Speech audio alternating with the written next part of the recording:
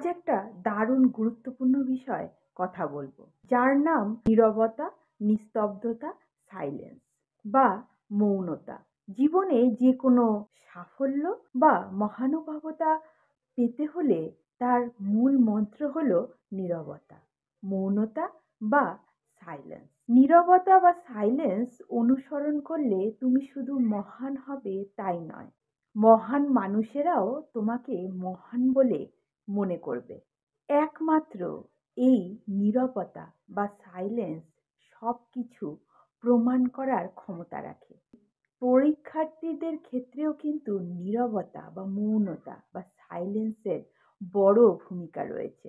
ভালোভাবে যে কোনো এক্সাম ক্র্যাক করার জন্য নীরবতার একটা বিশাল অবদান রয়েছে। জানবে মানুষের মধ্যে বিভিন্ন এনার্জি থাকে, কারোর মধ্যে কোনো কোনো এনার্জির আধিক্য বেশি থাকে, কারোর মধ্যে ফিজিক্যাল এনার্জি বেশি থাকে, কারোর মধ্যে মেন্টাল এনার্জি বেশি থাকে, কারোর মধ্যে স্পিরিচুয়াল এনার্জি বেশি থাকে।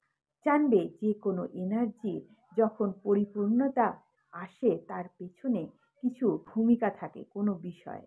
মেন্টাল এনার্জি বাড়ানোর পেছনে রয়েছে নীরবতার ভূমিকা, সাইলেন্সের ভূমিকা বা মৌনতার ভূমিকা। তবে নীরবতা মানে কি?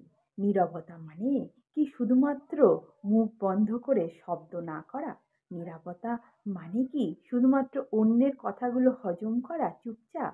না, নীরবতার অন্য মানে আছে। নীরবতা মানে শুধুমাত্র মুখ বন্ধ করে আওয়াজ না করা তা নয়। নীরবতা মানে আমাদের মনকে বিচার শূন্য রাখা, আমাদের মনে যেন কোনো বিশেষ ধারণা বা কোনো বিষয়ে কোনো চিন্তা না হয়, আমাদের মস্তিষ্ক যেন থাকে সম্পূর্ণ ফাঁকা, আমরা যেন ফোকাসড হতে পারি কোনো একটি নির্দিষ্ট বিষয়।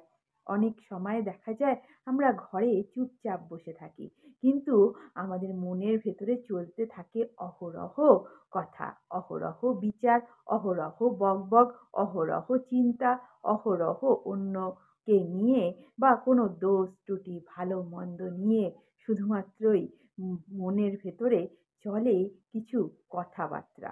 সেটাও কিন্তু নীরবতা নয়, সেটাও কিন্তু মৌনতা নয়। মৌনতা মানে সম্পূর্ণ মৌনতা, শুধু মুখের মৌনতা না, মস্তিষ্কের মৌনতা, মস্তিষ্কের নীরবতা, সাইলেন্স। এবং যদি কেউ এই সাইলেন্স বা মস্তিষ্ককে নীরব করে রাখতে পারে কিছুক্ষণের জন্য, জানবেন এটা কিন্তু একটা মেডিটেশনের পার্ট।